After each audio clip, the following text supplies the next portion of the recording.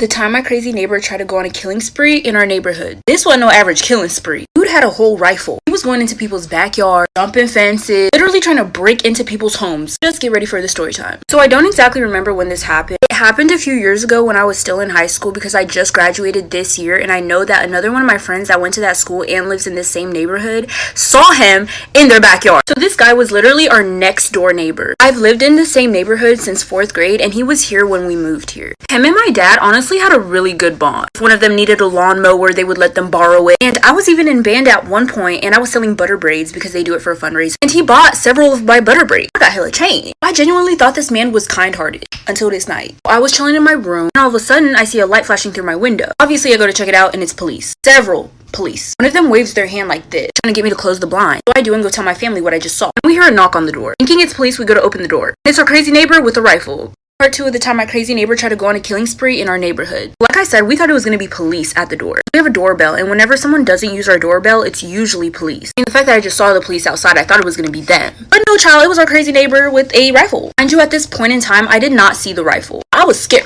My stomach was in my ass type beat. I was hiding behind my sister. Like, y'all keep all that. Didn't see his rifle, but I did get to glance at him though. He looked intoxicated. I don't think he was, and I'll explain that later. Yeah, as soon as my dad opens the door and our neighbor sees us, he says something along the lines of, "I'm not trying to hurt anyone." Dad immediately shuts the door in his face. Dad turns around to the rest of us and tells us that he saw a rifle at his feet. At this point, I'm thinking, child, I know this man did not just knock on our door to hide a gun. Then we could open the door and he could shoot us, right? Oh, hell no, it's time to evacuate. I actually called the police instead. But while one of my family members was on the phone with the dispatcher, we heard another knock on the door. This time it followed up with them announcing that they were the police. The police officer was shaking. He said we needed to evacuate immediately because our crazy neighbor was in our backyard trying to break in. Part 3 of the time my crazy neighbor tried to go on a killing spree in our neighborhood. The police knock on our door and tell us that we have to evacuate because our crazy neighbor is now in our backyard trying to break into our house. So this means that he was still on our property after we closed the door on him. He literally went to our backyard after we slammed the door in his face and was trying to figure out a way to get in through the back. Who the fuck do you expect to let you in their house if you have a rifle? Understand that he was trying to hide it, but he was not doing a very good job. Okay, so we frantically start packing. We hear yelling outside, we hear dogs barking. The police basically had him cornered in our backyard. So we had to get out of there as quickly and safely as possible. So we have police surrounding our house. We all finish packing and go inside our garage so we can get out from there because it's safer. There were literal police cars following us all the way to the hotel. Once we got into the hotel, they told us that they were going to call us when we were good to go back home. We only stayed at that hotel for one night. And once they call us the next morning to tell us that we're good to go back home, my dad asks them exactly what happened. Apparently that night there was 2 boys across the street playing basketball. It was really late at night and he was extremely tired and he had work the next day. He kindly came out and asked the boys to be quiet. They kept being loud and it only went downhill from there.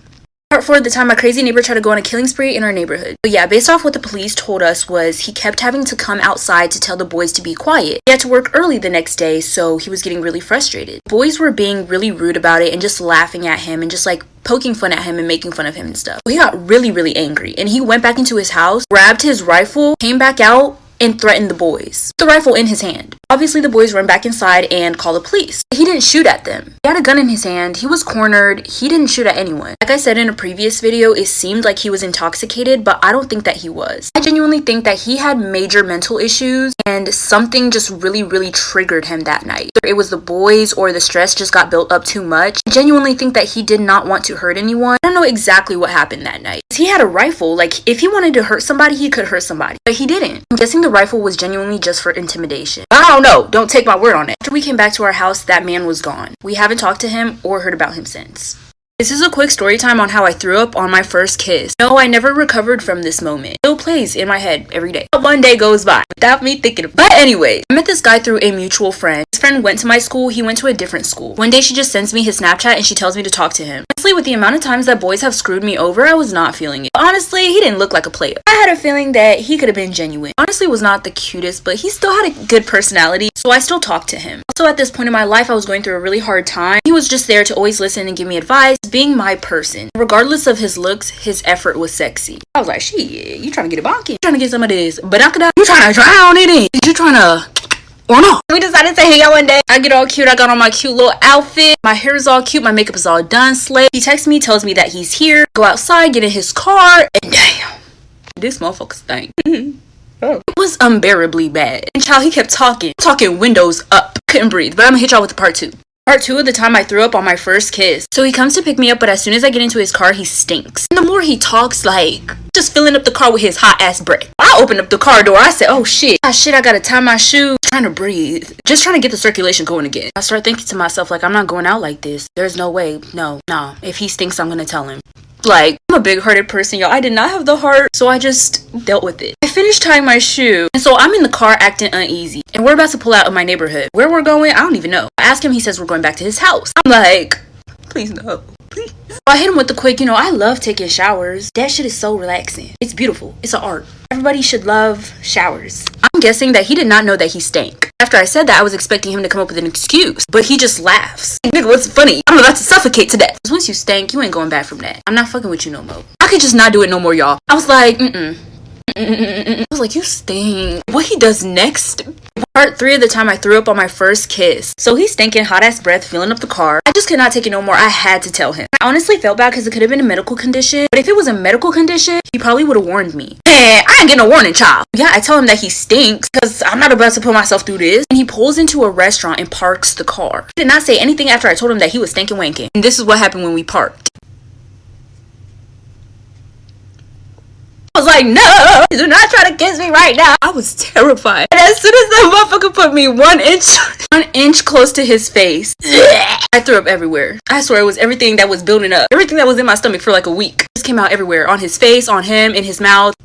I mean, shit happens. What can you do? It's not my fault. He should have never stunk like that. So he just goes, what the fuck? And I know he ain't what the fuck in me. Remember, you the one that stank, not me. So we end up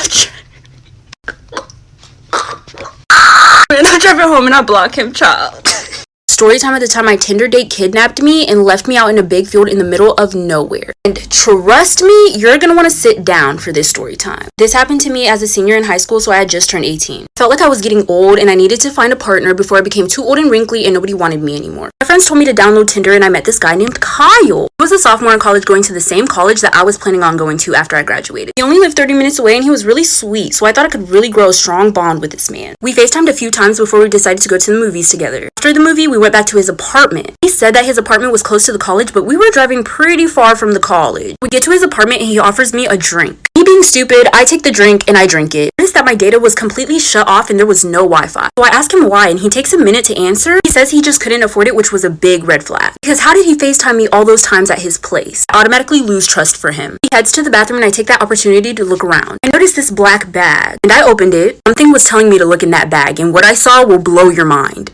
Part 2 of the time my Tinder date kidnapped me and left me out in a big field in the middle of nowhere. So he leaves the room and I decide to look around. I see this suspicious looking black bag and I decide to look inside. It was filled with knives covered in blood. I was in denial, child. I was like, maybe it's ketchup. I was coming up with every excuse trying to calm myself down. Because there was no way that I was so unlucky and got paired up on Tinder with a murderer. Now my fingerprints are on the bag. I needed to figure out a way to get home ASAP. I start feeling unusually tired. Like I could fall asleep any second. And I remembered. That drink that he gave me when I first arrived at his apartment, he probably put something in it. My main goal now was just to stay awake. He came back in the room, I acted like everything was fine. He's a big man and if he knew that I was onto him, everything could have went south. Tell him that I'm getting pretty tired and I'm ready to go home. Last thing I wanted to do was get in a car with him again. I wasn't even 100% sure where I was. Before we leave the room, I see him grab the black bag. We get into the car. Unable to fight off the medicine, I drift asleep. And when I wake up, we were on a deserted road surrounded by big fields.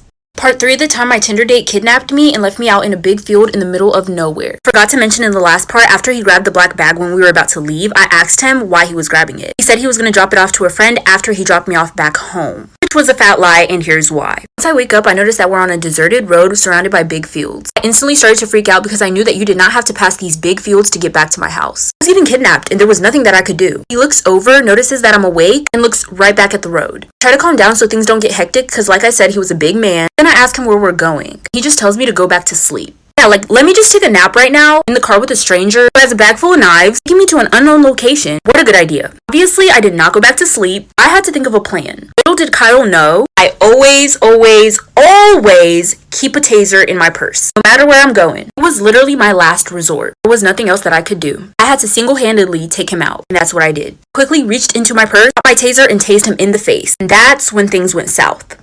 Part 4 of the time my Tinder date kidnapped me and left me out in a big field in the middle of nowhere. So we're in the car and I tase him in the face with my taser. And once I realized that I had access to my taser, I knew that he was not very smart. Because he put something in my drink and I passed out. Which means he could have looked at my personal belongings and seen the taser. But he didn't. So after I tase him in the face, he swerves the car. He grabs me by my hair. So I take off my seatbelt, turn to him, put my legs up, and start kicking. Now I don't have very much arm strength. But these legs gonna kill you. At this point, he's not even driving anymore. The car is going full speed by itself. So as I'm kicking him in the face, he reaches for the black bag which was on his lap. That's when I did. I quickly reach behind me, unlock the door, and literally roll out. I see the car continue to swerve for a few seconds after, but then he manages to make it stable again. He just keeps going straight, never turns back. So now I'm in the middle of nowhere and all I see is big fields for miles and miles. My purse, my taser, and my phone were nowhere to be found. So I start walking. I walk for what seems like hours until I finally start seeing houses. And to the first one I see, they let me in, I tell them what happened. They let me use their phone so I can call the police. Part 5 of the time my Tinder date kidnapped me and left me out in a big field in the middle of nowhere. So now I'm in someone's house and I'm safe and they let me call the police. Police arrive and then I tell them what happened. I gave them a description, I told them everything that I could remember from that night. And I showed them his Tinder page. One of the officers go back to their car. And when they come back, they let me know that his name is not in the system. And at that point, I'm confused. Because did this man fake his identity as well? The police officers ask me where I live and I let them know. And they go, wow, that's pretty far from here. And so I'm like, how far? They answer, about 3 hours away. So that means I was knocked out in his car for 3 hours. I knew we were in the car for 3 hours because going to his apartment did not feel like an hour drive. He was driving for 3 hours. At that point, I'm spooked. And I just want to go home. So the police officers take me home and they told me they'd do more background checks on him and call me and let me know. I got a call like a week later and they told me his real name was Jason. He wasn't in college. He was wanted in Texas for kidnapping some other girls.